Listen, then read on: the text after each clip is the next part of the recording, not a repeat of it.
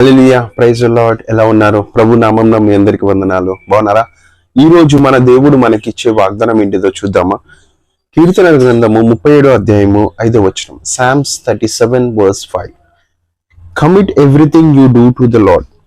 Trust him and he will help you. నీ మార్గమును యెహోవాకు అప్పగింపుము, నీవు ఆయనను నమ్ముము, ఆయన నీ కార్యమును నెరవేర్చును. హల్లెలూయా. ఇక్కడ చూడండి, ఇక్కడ స్పష్టంగా మనం చూస్తే అంటే మన మార్గం అంట ఆయనకు అప్పగించినప్పుడు, అవునా, ఆయనని మనము నమ్ముకున్నప్పుడు ఖచ్చితంగా మనం ఏదైతే కార్యము చేయాలనుకుంటామో దానిలో సక్సెస్ చూస్తామంట.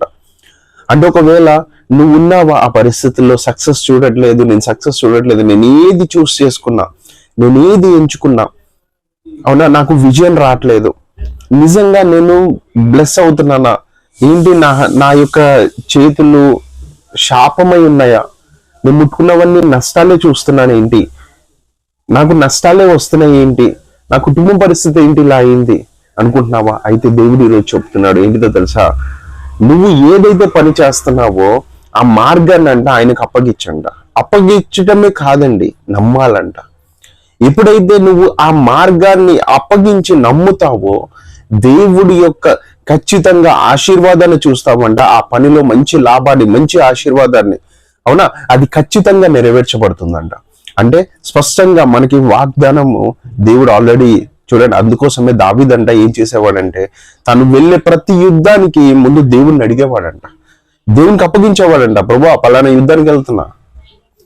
అప్పుడు దేవుడు ఏం చేసేవాడు? దావీదుకి విజయాన్ని ఇచ్చేవాడంట. దావీదు ఎప్పుడు ఓడిపోలేదండి, ఎప్పుడు ఓడిపోలేదంట.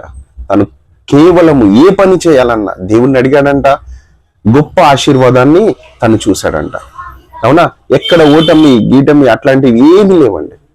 ఎక్కడ ఓటమి అనేది దావీదుకి లేదండి. దావీదు యొక్క మైండ్ సెట్ లోనే లేదు, దావీదు యొక్క డిక్షనరీలోనే లేదు. మనం అనుకుంటాం కదా, నార్మల్గా చాలా మంది అంటుంటారు నా డిక్షనరీలో ఆ పదం లేదు, ఈ పదం లేదు. సో అలానే దావీదు యొక్క డిక్షనరీలో ఓటమి అనేది లేదంట.